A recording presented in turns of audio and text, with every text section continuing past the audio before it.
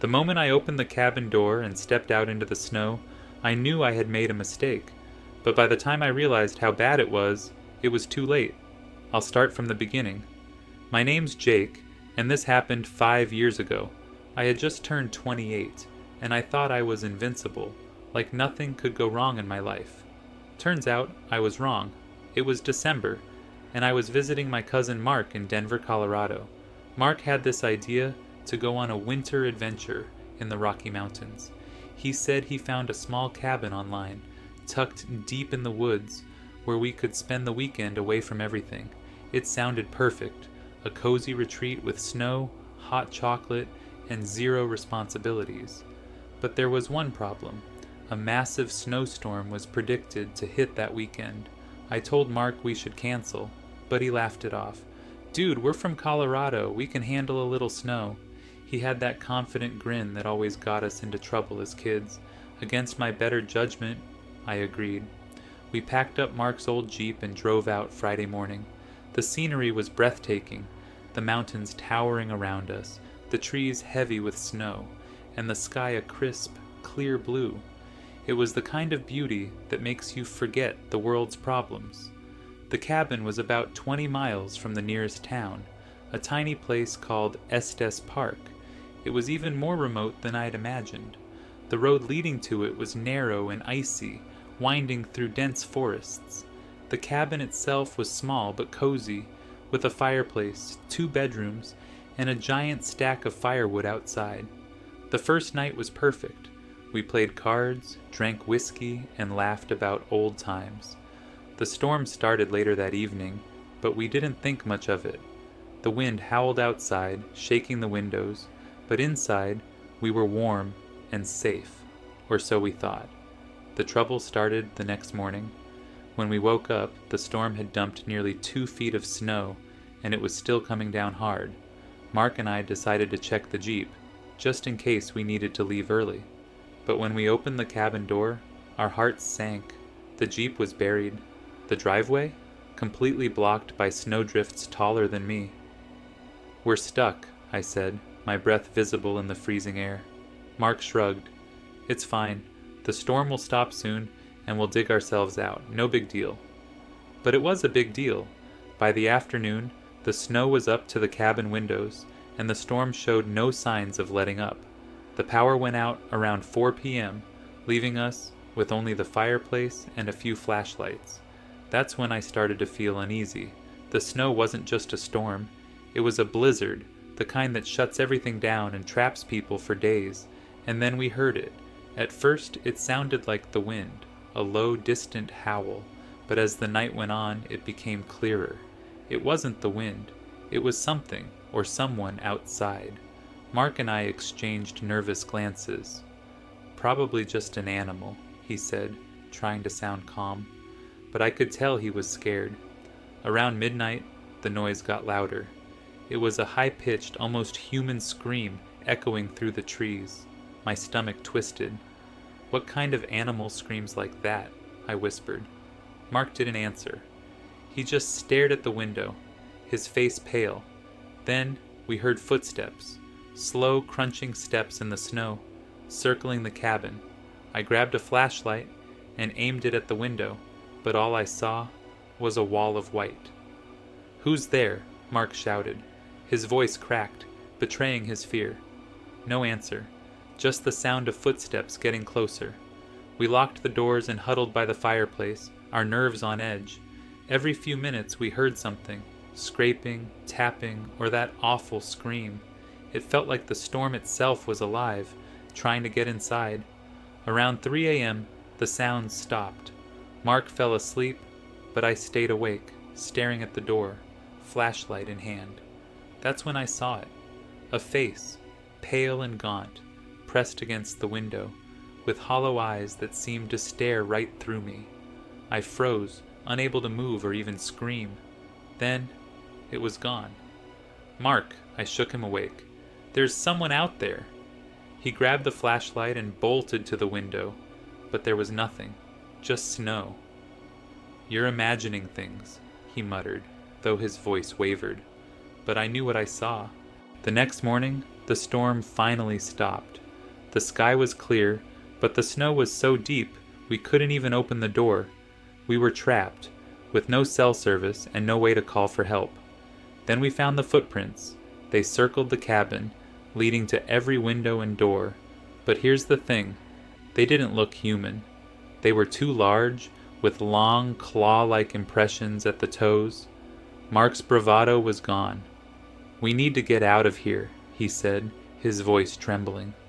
We spent hours digging out the Jeep, using whatever tools we could find. By the time we finished, it was late afternoon, and the sun was already setting. As we loaded the Jeep, I glanced at the tree line. For a moment, I thought I saw something, a shadow moving between the trees, but when I looked again, it was gone.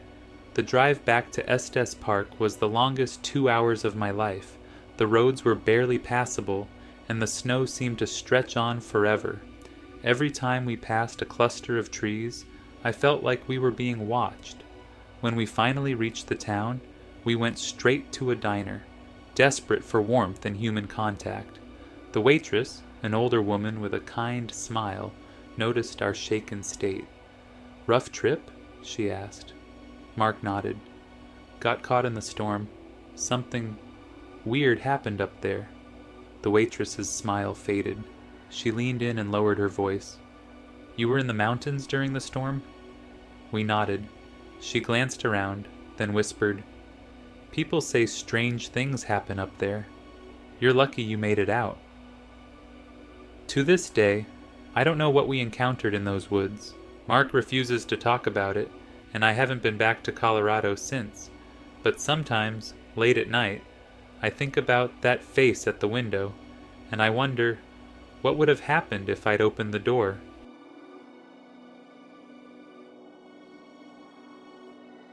I thought I'd just take a quick shortcut. That's all it was supposed to be. But by the time I realized my mistake, I was lost, alone, and being hunted. It was January, and I was driving from Chicago to Minneapolis for a family gathering. The trip should have taken about 6 hours, but a snowstorm hit hard halfway through Wisconsin. The roads were slick, visibility was terrible, and traffic crawled to a standstill. Frustrated, I pulled out my phone and looked for an alternate route. Google Maps showed a back road through the woods that could save me almost an hour. Perfect, I thought. I should have known better. The turnoff was easy to miss, just a small snow-covered road marked by an old wooden sign that read, "Old Pine Trail." I hesitated for a moment, but impatience got the better of me. I turned onto the road, my tires crunching through the fresh snow. The forest was beautiful at first. Tall evergreens stretched high into the sky, their branches heavy with snow. The storm seemed quieter here, the trees muffling the wind. It felt peaceful. Too peaceful. After about 20 minutes, I realized something was wrong. The road was narrowing, the snow getting deeper. My car started to skid, the tires struggling for traction. I glanced at the GPS. The blue line had disappeared. My signal was gone. "Great," I muttered, gripping the wheel tightly. I decided to turn around, but when I came to a clearing to make the turn, the car sank into the snow. No matter how much I pressed the gas, the wheels just spun. I was stuck. I got out to assess the situation. The cold hit me like a slap, sharp and unforgiving. The snow was up to my knees, and the wind whipped through the trees, carrying an eerie, hollow sound. That's when I saw them, footprints. They were faint, almost erased by the falling snow, but they were there, large, uneven footprints, leading from the road into the forest. My stomach tightened. I hadn't passed another car or house for miles. Who could be out here in the middle of nowhere? "Hello?" I called out, my voice shaky. No answer, just the wind. I climbed back into the car, locking the doors. My hands were trembling as I tried to think. Should I wait for help? Walk back to the main road? Before I could decide, I heard it, a loud thud on the roof of my car. My heart jumped into my throat. I froze, staring up at the ceiling, listening. The thudding continued, slow and deliberate, moving toward the back of the car. I didn't think. I threw the car into reverse, slamming the gas. The wheels finally caught, and the car lurched backward, throwing me into my seat. Whatever was on the roof slid off with a heavy thump. I didn't wait to see what it was. I turned the car around and drove as fast as I could, the tires skidding dangerously on the snow-covered road. My hands were white-knuckled on the wheel, my breath coming in short gasps. But I wasn't alone. In the rearview mirror, I saw movement, something tall and dark running after me, keeping pace with the car. It was faster than any human should have been, its shape twisting and unnatural. My car fishtailed on the icy road, and I barely managed to keep it from sliding off into the ditch. The creature closed the distance, its face coming into view. It wasn't human. Its eyes glowed faintly in the dark, and its mouth was too wide, filled with jagged, yellow teeth. I screamed and slammed the gas pedal to the floor. The car groaned in protest, but it surged forward, the creature disappearing into the shadows behind me. I drove until the road finally reconnected with the highway. The storm had eased, and the sight of other cars felt like a lifeline. I didn't stop until I reached a gas station, where I parked under the bright lights and sat there shaking, trying to process what had just happened. When I finally told someone about it, a grizzled old man behind the counter, he just shook his head. "You went down Old Pine Trail?" he asked. I nodded, too shaken to speak. "You're lucky you made it out," he said, his voice grave. "People disappear out there, always have. Nobody knows why. But the locals say something lives in those woods, something that doesn't like visitors." I've never taken a shortcut since that night. Even now, whenever it snows, I can't help but look out the window, half expecting to see something standing there, watching, waiting for me to make another bad decision. "I'll be fine," I said, laughing off their warnings. "It's just snow. What's the worst that could happen?" Now, I wish I had listened. The worst did happen, and it's something I'll never forget. This happened 3 winters ago, and I still get chills just thinking about it. I had just moved to Montana, chasing a job opportunity in Bozeman. Growing up in Los Angeles, I was used to sunshine, crowded streets, and endless traffic. But Montana, it was a whole new world, vast, snowy landscapes and miles of empty roads. At first, I loved it. The clean air, the quiet nights, and the beauty of the mountains. It all felt like a dream, but that dream quickly turned into a nightmare. One weekend in December, a group of co-workers invited me on a trip to Glacier National Park. They said it would be fun to see the park in the snow, that the frozen waterfalls and ice-covered lakes were like something out of a postcard. It sounded amazing, but at the last minute, I got stuck finishing a work project and couldn't leave with them. "Just meet us there," my coworker Claire suggested. "Take Route 89 through the park. It's faster. We'll text you the cabin address." I should have waited until the next day, but I didn't want to miss out. So I packed my bag, grabbed some snacks, and set out around 6 p.m., knowing it'd be dark before I reached the park. That was my first mistake. By the time I hit Route 89, the sun had disappeared behind the mountains. The snow started lightly at first, little flurries dancing in the glow of my headlights. I had music playing, the heater blasting, and a thermos of coffee in the cup holder. It felt cozy, almost peaceful. But as I drove deeper into the park, the snow picked up.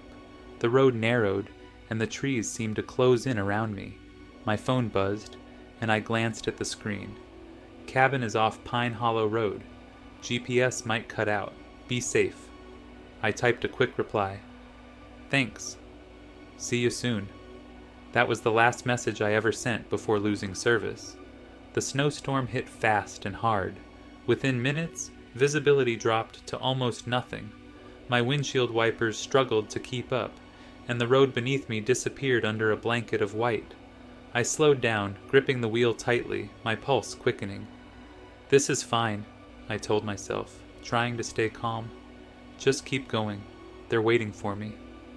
But as I rounded a bend, the road forked, and the sign for Route 89 was completely buried in snow.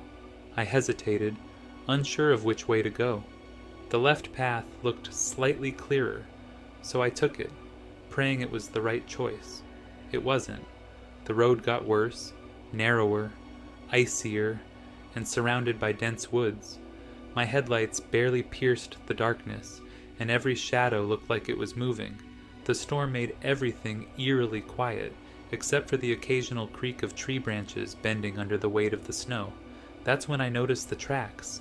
In the fresh snow ahead of me, there were deep, uneven footprints crossing the road. They weren't from a deer or any animal I could recognize. They looked human, sort of, but they were huge, and the stride was off, like whoever made them wasn't walking naturally. I slowed down, my heart thudding in my chest. "What the hell?" I whispered. My headlights followed the tracks into the woods, but I didn't see anything, just trees and snow. I pressed the gas, eager to leave that area behind, but the car didn't move. The tires spun uselessly, and I realized I was stuck. Getting out of the car was the last thing I wanted to do, but I had no choice. I grabbed a flashlight and stepped out into the freezing air. The wind bit at my face, and the snow came down in heavy sheets, quickly covering my boots. I shone the flashlight around, trying to spot anything that could help me. A rock, a branch, anything to give the tires some traction. But all I saw were those footprints leading into the woods. "Hello?" I called out, my voice shaking. No response, just the wind. I tried to dig the snow out from under the tires with my hands, but it was useless. The car wouldn't budge. I climbed back inside, shivering, and checked my phone. No signal. That's when I heard it. A thud on the roof. My breath caught in my throat. I turned off the heater and listened, the silence deafening. The thud came again, followed by a slow, scraping sound, like claws dragging across metal. I grabbed my flashlight, shaking, and opened the door just a crack. The cold rushed in, stinging my skin, but I didn't care. I had to see what was out there. As I stepped out, the sound stopped. The snow muffled everything, but I could feel it. Something was watching me. I shone the flashlight up at the roof, but there was nothing there. Then, from the corner of my eye, I saw movement. It was quick, darting between the trees, too fast for me to make out. But it was big, bigger than any animal I'd ever seen. My flashlight trembled in my hand as I scanned the woods, but the snow made it impossible to see far. And then it screamed. A high-pitched, bone-chilling scream that echoed through the forest. It wasn't human. It wasn't an animal. It was something else. I scrambled back into the car, slamming the door shut and locking it. My chest heaved as I gripped the steering wheel, praying the car would start. It did. The tires spun for a moment, but then caught, and the car lurched forward. I didn't care about the icy road. I floored it, desperate to get out of there. The snow blurred past the windows, and the trees seemed to stretch taller, their branches clawing at the sky. But I wasn't alone. In the rearview mirror, I saw it, a dark, hulking figure running after the car, its long limbs moving unnaturally fast. Its eyes glowed faintly, reflecting the red of my taillights. I pressed the gas harder, the engine roaring in protest. The figure got closer, its distorted face coming into view, sharp teeth, hollow eyes, and a twisted, almost human-like grin. I screamed, swerving wildly, the car skidding on the icy road. Finally I saw lights in the distance, a gas station. I barreled into the parking lot, slamming on the brakes and nearly hitting the pumps. I jumped out of the car, yelling for help, but the station was empty. Behind me, the forest was silent. Whatever had chased me was gone. I spent the rest of the night at that gas station, huddled behind the counter, until the storm passed. When morning came, I drove straight home, vowing never to take a shortcut again. To this day, I don't know what I saw out there. All I know is that I made a bad decision, and I barely lived to regret it.